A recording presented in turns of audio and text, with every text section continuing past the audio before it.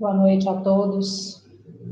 Sejam todos bem-vindos a essa plataforma da internet para a transmissão da palestra pública neste dia 24 de julho de 2020 do Centro Espírita Amor e Caridade. Nós vamos iniciar fazendo a nossa prece para darmos abertura, darmos por iniciadas as atividades da noite daquela casa espírita.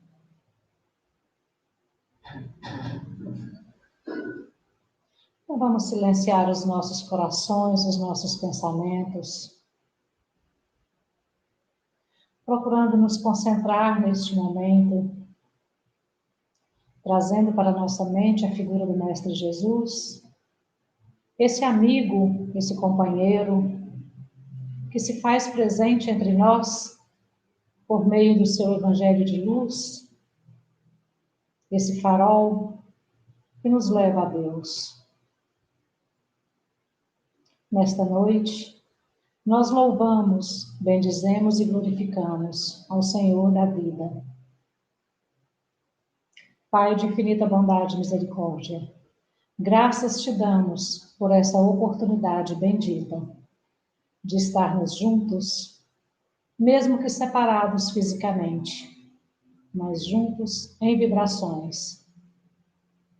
Te damos graças, ó Pai, pelo dom da vida. Te damos graças por tudo que temos e por tudo que somos. Rogamos a Ti neste momento que permita a presença da espiritualidade maior. Pedimos aos coordenadores do Centro Espírita Amor e Caridade, esses abnegados companheiros que coordenam no plano espiritual aquela casa, para que se façam presentes em cada lar conectado nessa plataforma, em cada coração. Ampara-nos nesta noite, conduza-nos amorosamente, para que possamos ser ferramenta para o trabalho da noite. Pedimos permissão para iniciar as atividades, certos de que estamos protegidos e amparados. Que assim seja.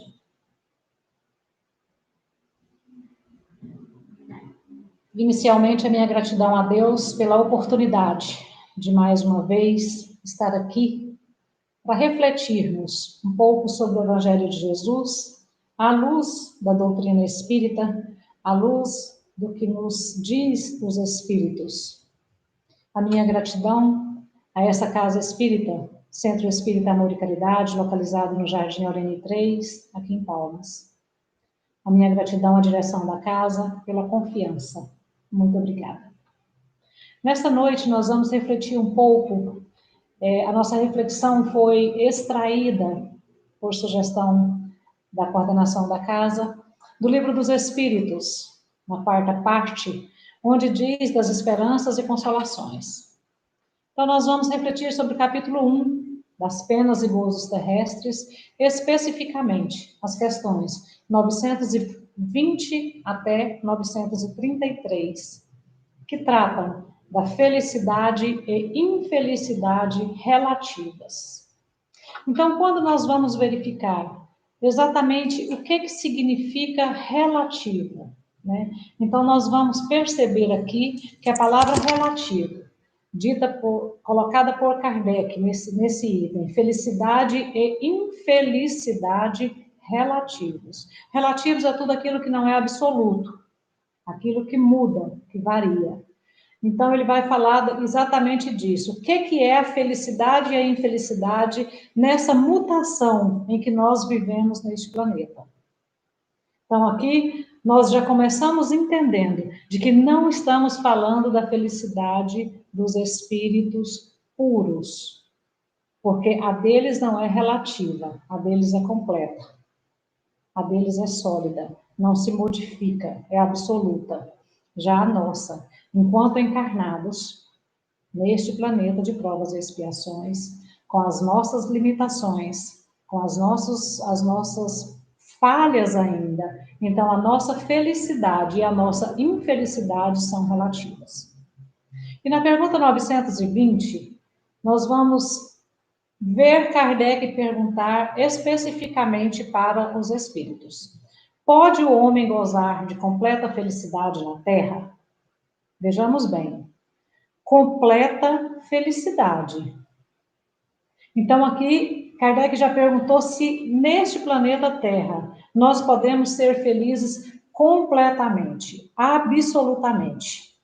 Ao que os espíritos respondem categoricamente: não.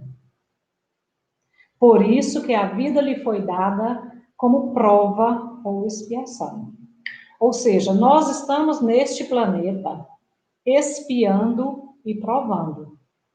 Por esse motivo, não podemos ainda ter uma felicidade completa. E aqui eu faço um parêntese, porque muitas vezes nós escutamos companheiros da doutrina espírita colocarem que nós só não somos felizes porque estamos na Terra. E na Terra não há como ser feliz por ser um planeta de provas e expiações. Me permitam discordar um pouquinho deste pensamento e explico por quê.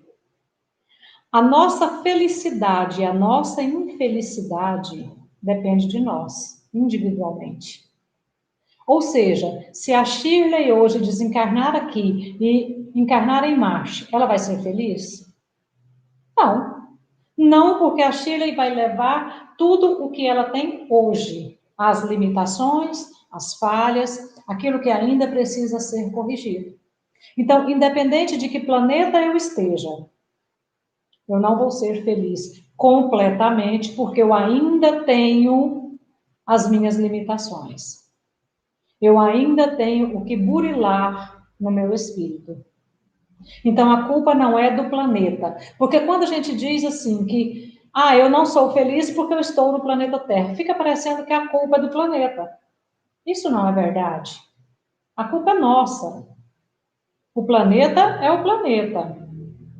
E por que então que a gente diz assim, isso é um planeta de provas e expiações? Porque aqui nesse planeta estão reunidas as almas, estão encarnadas as almas que precisam ainda passar por provas e expiações. Isso torna o planeta um planeta de provas e expiações, exatamente por causa da população, por conta de nós que estamos aqui, que trazemos essa condição de provas e expiações. Essa condição é nossa, não é do planeta. Então, quando a humanidade progredir, burilar, evoluir, aí sim, o planeta passa da condição de provas e expiações com regeneração. Mas as pessoas é que passam e não o planeta. Então, é bom a gente ter em mente isso. E isso eu trago como uma reflexão para nós que estudamos, que sabemos, que gostamos de ler, para que a gente pesquise. Né? Essa é uma opinião minha, tá? Eu coloco como uma opinião minha essa questão de a culpa não é do planeta, e sim das pessoas que estão encarnadas. Então, quando eles dizem, não, por isso que a vida lhe foi dada como prova ou expiação. Dele, porém, depende a suavização de seus males e o ser tão feliz quanto possível na Terra. Olha aqui os espíritos chamando a atenção da gente para a individualização do processo. Ou seja, dele depende, dele de quem? Do homem. A suavização de seus males. Então, é individual. Eu vou suavizar os meus males e vou ser tão feliz quanto possível na Terra.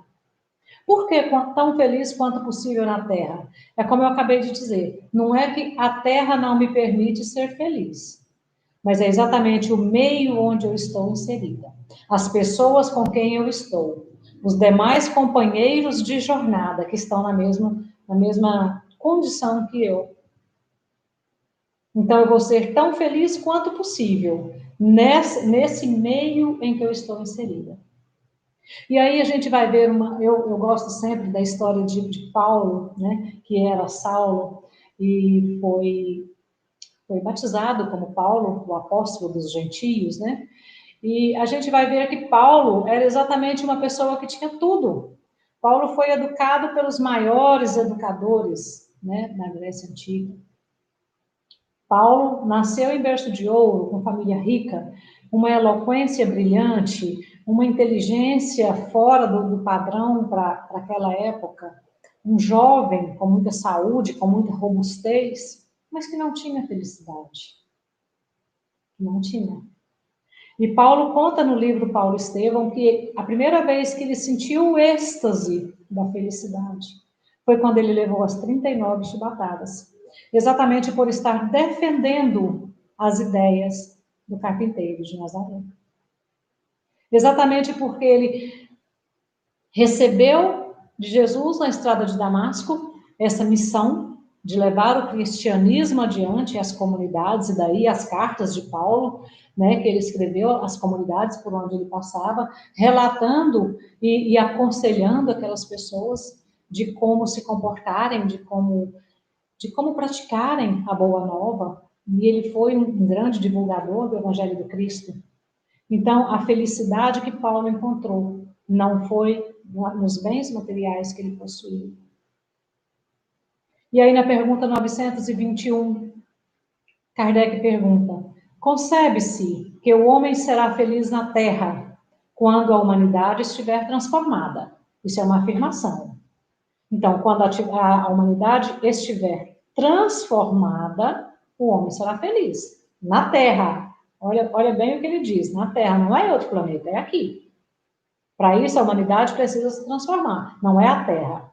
Mas, enquanto isso não se verifica, poderá conseguir uma felicidade relativa? Ou seja, enquanto o planeta ainda não se transformou, é possível uma felicidade relativa? Pensemos. Será que é possível? Vamos refletir sobre isso. E os espíritos respondem: o homem é quase sempre o obreiro da sua própria infelicidade.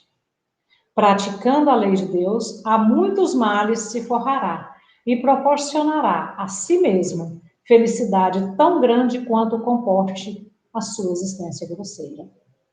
Aqui os espíritos já passam para nós a responsabilidade da nossa infelicidade. Porque nós construímos com o nosso dia a dia, com as nossas ações, nós construímos o nosso destino. Eu costumo dizer que hoje eu sou a minha melhor versão. Nesta encarnação eu sou a minha melhor versão. Por quê? Porque eu não sei o que eu fui antes. Graças a Deus nós temos o véu do esquecimento. Então, por meio das minhas obras, eu vou construindo o meu amanhã. E na próxima encarnação, eu vou ser exatamente o fruto do que eu fizer hoje, nessa encarnação. Porque é uma sequência. Uma sequência que Deus nos permite. Que nós vamos construindo paulatinamente o que nós queremos para nós. Tem um livro que ele foi escrito por Chico Xavier e Valdo Vieira numa parceria. No plano material, Chico Xavier e Valdo Vieira. No plano espiritual, André Luiz e Emmanuel. Então, dá para a gente imaginar mais ou menos o que é essa parceria, né? André Luiz e Emmanuel, Chico Xavier e Valdo Vieira. O livro se chama Opinião Espírita. E ele traz no capítulo 40 como título Felizes e Infelizes. Esse livro, Opinião Espírita, todos os capítulos dele foram retirados de questões do Livro dos Espíritos. Então, a espiritualidade pega uma questão e vai trabalhar, esmiuçar, explicar o que quer dizer aquela questão.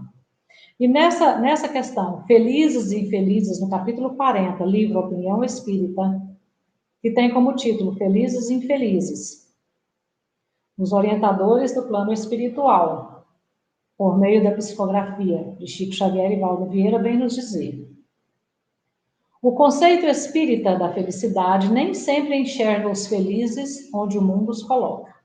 Vejamos bem, o conceito espírita, entendamos aqui como o conceito espiritual. Qual que é o conceito espiritual de felicidade? Conforme eles nos dizem, esse conceito nem sempre enxerga os felizes onde o mundo os coloca. O que ele quer dizer exatamente isso? No mundo, nós vemos o protótipo de muitas pessoas felizes. Então, nós temos que, para ser feliz no mundo, precisa ter um carro novo, um emprego bom, um salário bom, uma família feliz, viajar nas férias, uma pessoa fisicamente bem, né, bonita. Então, esse é o protótipo de uma pessoa feliz. E eles nos dizem que o conceito espiritual não é esse. Não é onde o mundo coloca essa criatura. Até porque nós temos visto, dia após dia, que, infelizmente, pessoas que teriam tudo para serem extremamente felizes, que têm fama, têm dinheiro, têm beleza, que estão no auge, que estão nos holofotes, mostram quadros depressivos, de tédio, mostram quadros de enfadonhos, desesperados, com sérios transtornos. E aí? Aí a gente se pergunta, o que mais precisa, então? O que mais essas pessoas precisam?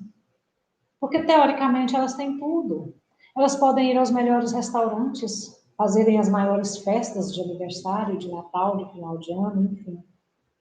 Elas podem viajar, passar um fim de semana num cassino jogando, mas não são felizes. E eles continuam. Há pessoas que requisitam conforto demasiado, na preocupação de serem felizes, e acabam infelizes, estiradas no tédio.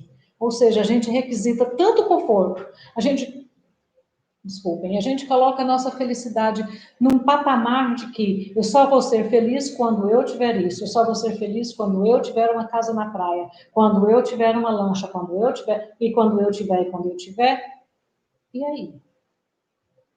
Eu requisito tanto, eu me preocupo tanto em ter para ser, que eu acabo perdendo meu tempo. E às vezes, nem tendo e nem sendo. Criaturas aparecem pleiteando destaque, ou seja, muita gente quer destaque, quer estar nos holofotes. Mas quando conseguem isso, elas percebem que não têm habilidade nenhuma para exercer esses encargos. E aí a gente vai ver aqui no campo das artes, da política, em todos os campos da sociedade, as pessoas querem porque querem a todo custo os holofotes, mas quando conseguem, muitos se frustram por não conseguirem desempenhar a contento aquilo que aquele papel requer, aquilo que aquela carapaça requer que aquela criatura faça. E eles prosseguem. Há felizes nas mesas lautas, comprando enfermidades com os excessos a que se afeiçoam, e infelizes na carência material, entesourando valores imperecíveis no proveito das lições que o mundo lhes reservou.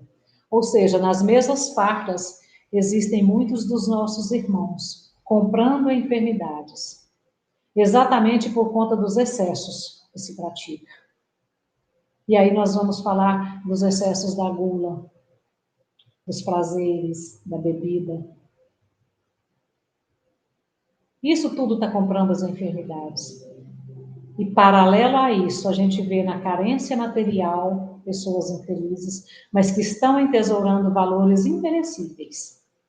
Porque, como disse Jesus, onde estiver o seu tesouro, ali estará o seu coração. E Jesus prossegue. Não guarde, não faça tesouro na terra, onde as traças corroem e os ladrões roubam, mas faça tesouros no céu. Cultive o que há de melhor. E aí a pergunta 926 vem nos falar exatamente dessa necessidade de mais e mais e mais. Quando Kardec pergunta, criando novas necessidades, a civilização não constitui uma fonte de novas aflições? Ou seja, quanto mais nós criamos necessidades, mais aflitos nós ficamos. Nos afligimos para poder conquistar aquelas necessidades que nós mesmos criamos. E os espíritos respondem, os males deste mundo estão na razão das necessidades factícias que vós criais. Ou seja, os nossos males estão na razão direta dessas necessidades que nós mesmos criamos. e tomamos como verdade, e tomamos como necessário para nós. O que menos necessidade tem, esse é o mais rico. Quando nós vamos conseguindo nos desprender das coisas materiais e nos sentindo completos e nos sentindo felizes apenas com o necessário, nós vamos adquirindo os verdadeiros tesouros de que Jesus falava. O livro Vinha de Luz, de Emmanuel, no capítulo 153, que tem como tema Contristações, ele vem nos chamar a atenção.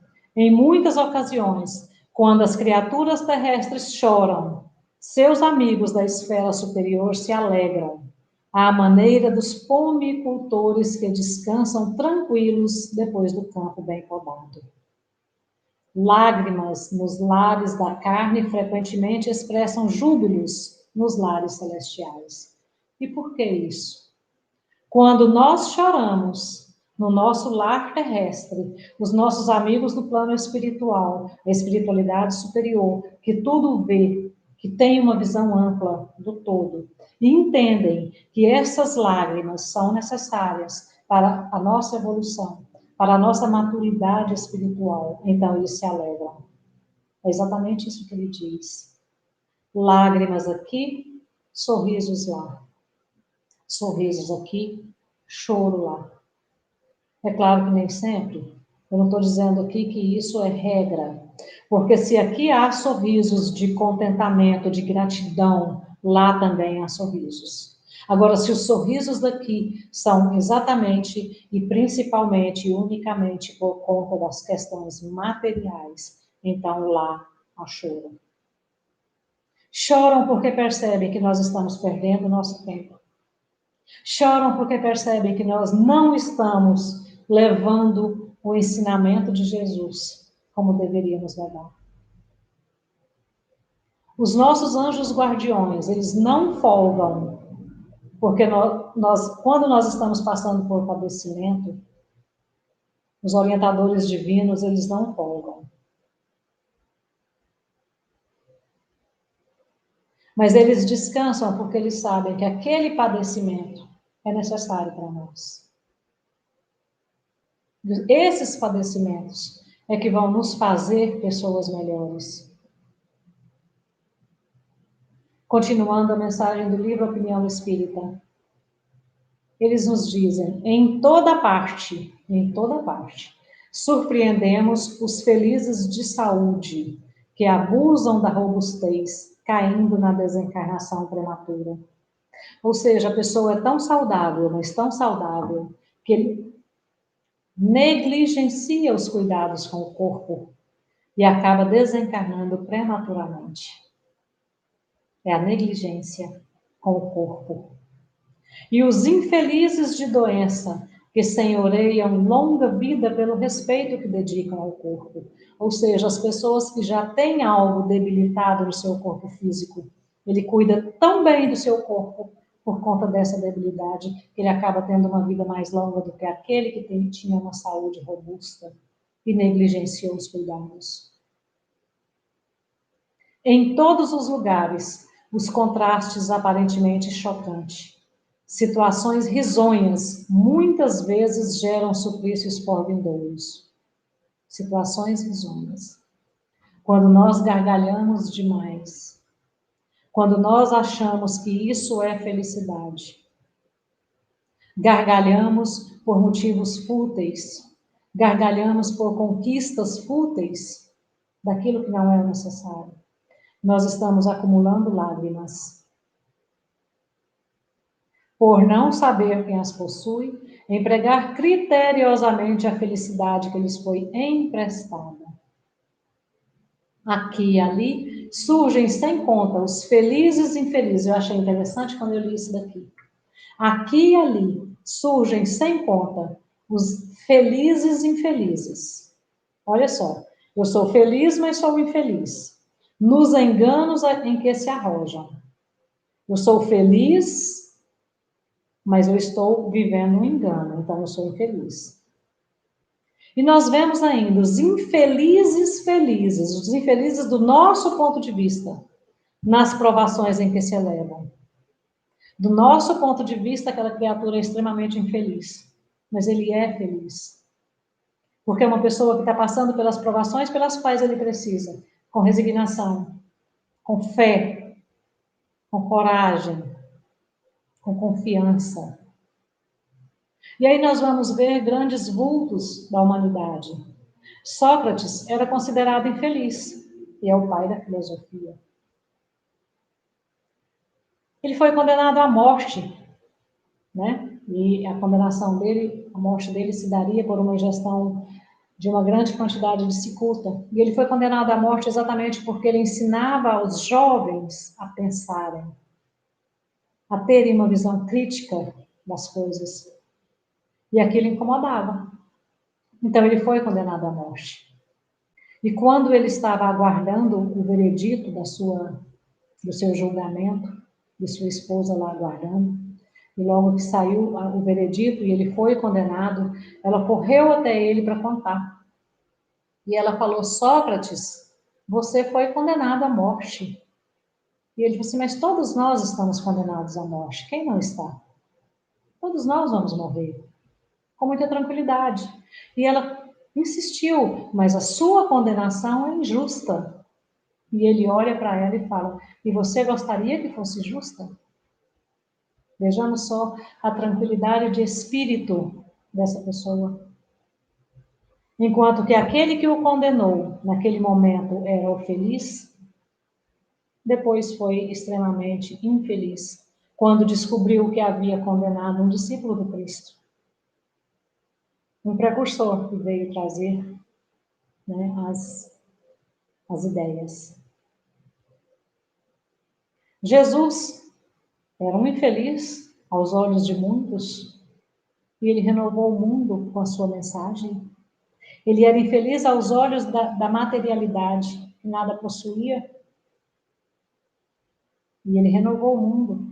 E Barrabás, que o condenou, era julgado feliz, mas na memória dos homens é o malfeitor.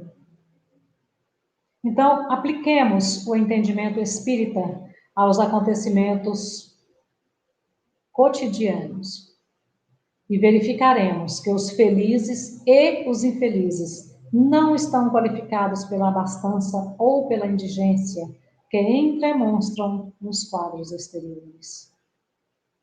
São e serão sempre aqueles que, em qualquer circunstância, edificam a felicidade para os outros, de vez que as leis da vida determinam seja a criatura medida pelas outras criaturas, especificando que a felicidade ou a infelicidade articuladas por alguém nos caminhos alheios se voltem matematicamente para quem os formou.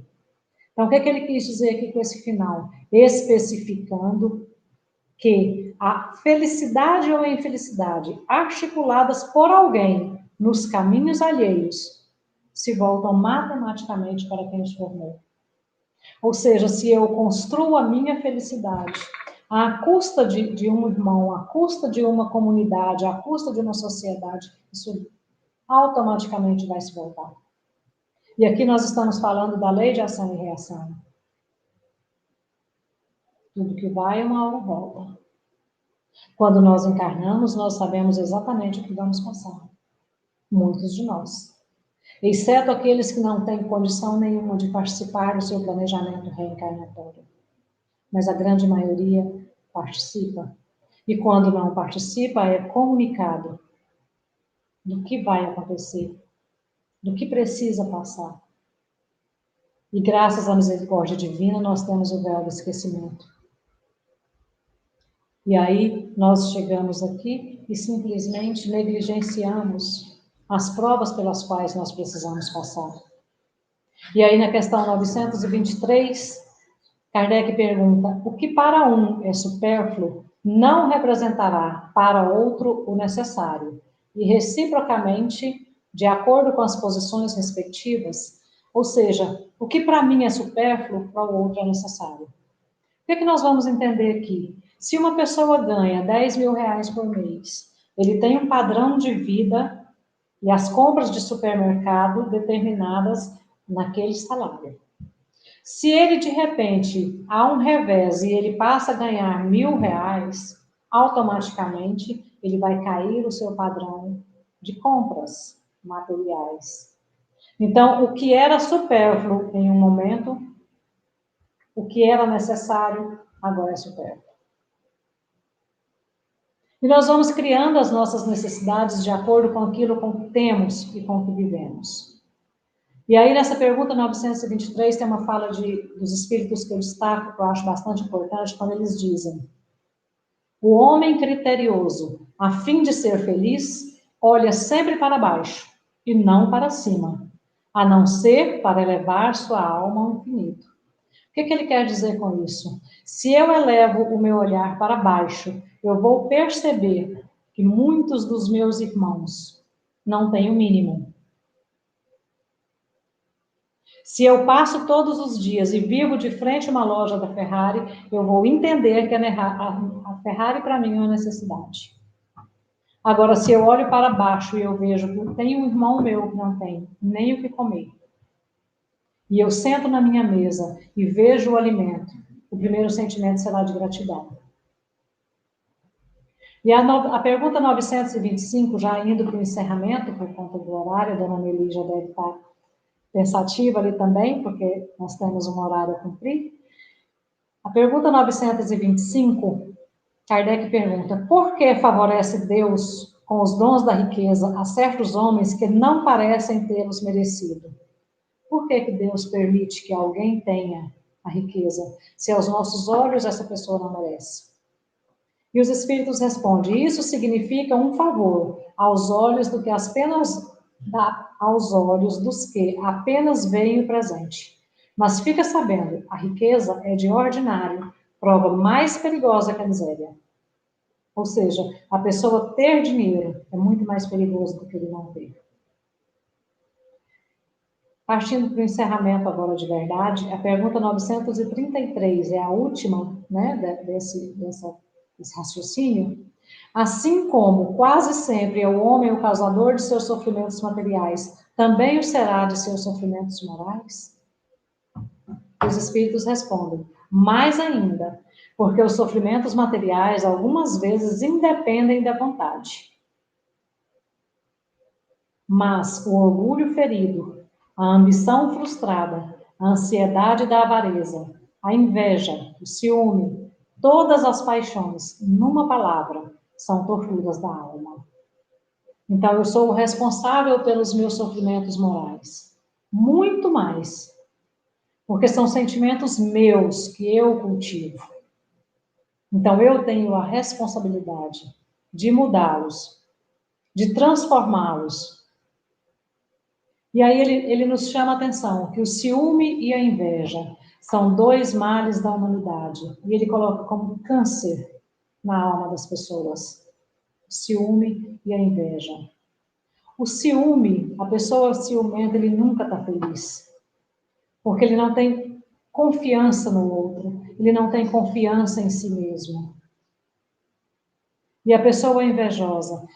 Nós podemos, sim, querer estar no mesmo patamar que a outra pessoa.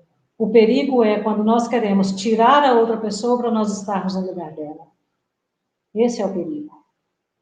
Nós podemos, sim, querer um carro igual ao do nosso companheiro. Isso é natural.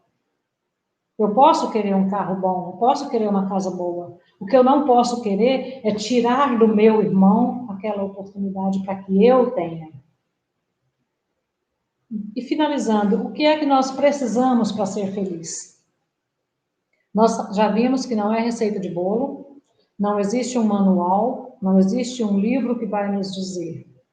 Mas seguem algumas dicas. O que é que nós precisamos para ser feliz? Do ponto de vista material, é ter o necessário. Somente o necessário. Do ponto de vista espiritual, é ter a consciência tranquila. E como ter consciência tranquila? Como é que nós vamos ter a nossa consciência tranquila num mundo de tanta agitação, de tantos acontecimentos instantâneos? Ame o que você tem. Ame o que você tem. Valorize cada parte que construiu. Tudo que eu construí até aqui, eu vou valorizar e vou ser grato. Abençoe cada experiência que te trouxe até o dia de hoje. Todas as nossas experiências, sejam elas boas, sejam elas que do nosso ponto de vista não são tão boas, elas trazem um aprendizado. Então vamos abençoar essas experiências. As pessoas que fazem parte da sua vida não fazem parte por acaso. Elas estão à sua volta porque acreditam e confiam em você. Então, agradeça a Deus por elas estarem com você. E faça por merecer essa confiança dessa pessoa. Seja leal à sua família, aos seus amigos, aos seus companheiros, aos seus filhos. Seja leal às pessoas no seu trabalho. A profissão que você escolheu é o seu ganha-pão. E ela é a maneira como você manifesta a sua personalidade para o mundo. Então faça o seu melhor, dê o seu melhor. A felicidade começa quando olhamos para o que nós temos. Essa felicidade já nos deixa plenos, porque o que nós temos está na medida das nossas necessidades verdadeiras. Essas são as dicas materiais. Agora, a dica dos espíritos. E eles não cansam de nos dizer. Vamos ser esperançosos com relação ao futuro. Quando nós falamos em esperança no futuro, a doutrina dos espíritos nos dá com muita propriedade essa esperança. Por quê? Porque ela nos mostra que aquilo que nós não conseguirmos fazer aqui, agora, poderão ser feitos no plano espiritual, porque há continuidade da vida.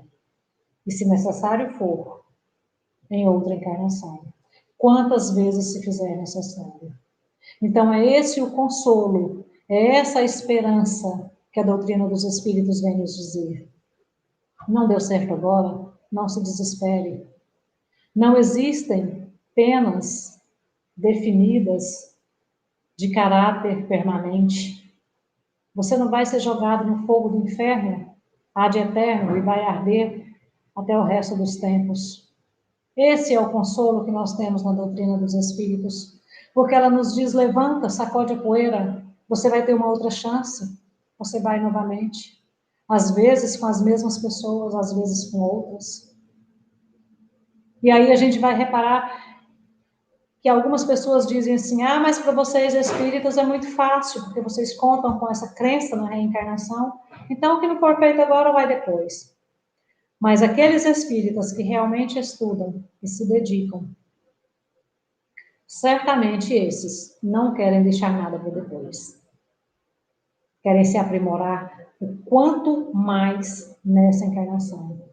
Levando em consideração o que Jesus disse, reconcilia-te com teu irmão enquanto estás com ele. Para que não tenha que vir novamente, passar por outras provas, para que se amem. Então não vamos nos esquecer nunca. Nós temos sempre a porta aberta para recomeçar. Isso é amor divino. Isso é a divindade. Muito obrigada a todos por esse momento, por essa reflexão. Deus nos abençoe e nos proteja. Nós vamos fazer a nossa prece final.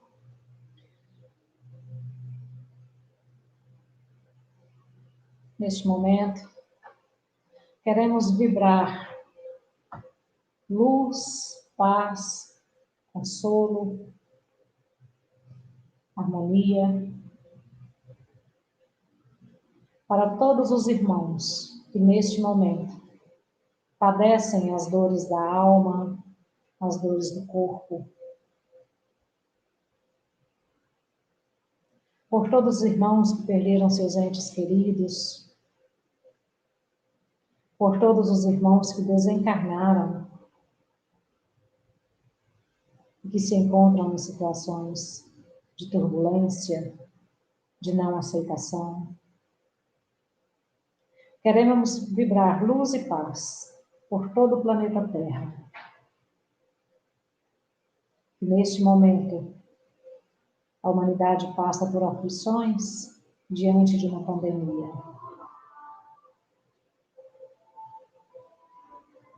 Tenhamos certeza, tudo está como deve ser.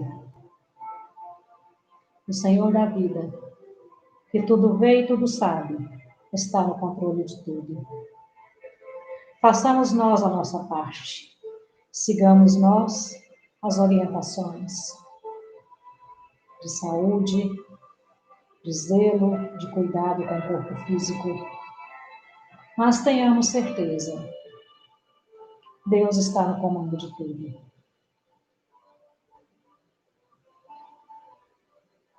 Pai de infinita bondade e misericórdia,